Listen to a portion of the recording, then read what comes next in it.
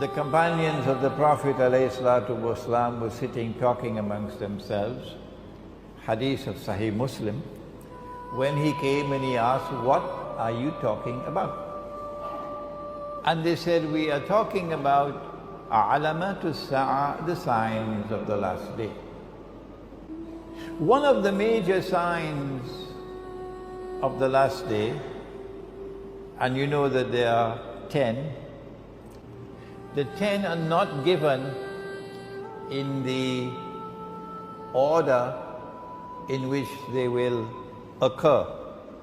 It's a big English word, the chronological order in which they will occur. Which one comes first, which second, which we don't have that. What are the 10? Number 1, Dajjal. Number 2, Gog and Magog. Number 3,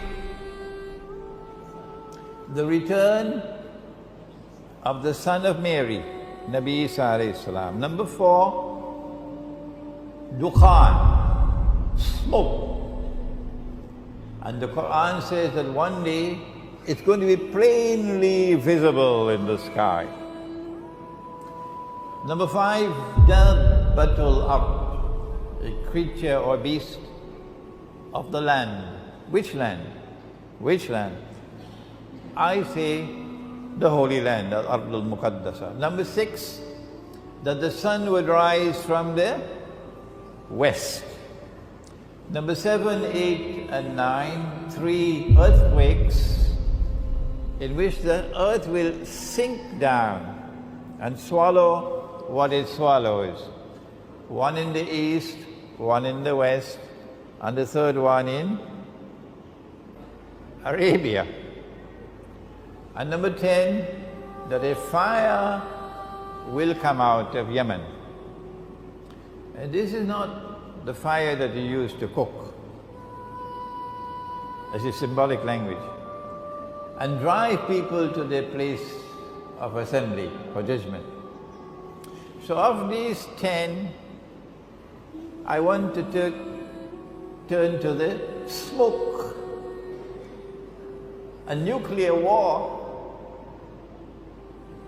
would be one in which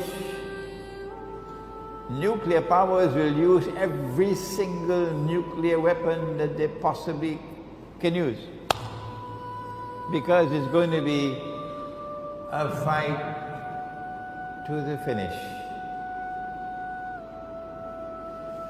And so the world can now expect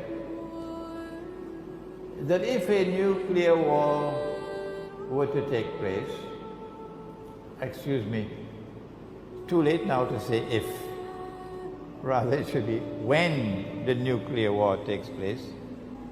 When the nuclear war takes place, because they've already declared war on Russia. If you're living in France and Britain and in Western Europe, and if you don't know that your leaders have declared war on Russia, and the nuclear war is now inevitable, and when that nuclear war takes place, that thousands of nuclear weapons will explode. If you don't know that, then you are living in dreamland. And if you hope to survive in Western Europe, you're also living in dreamland.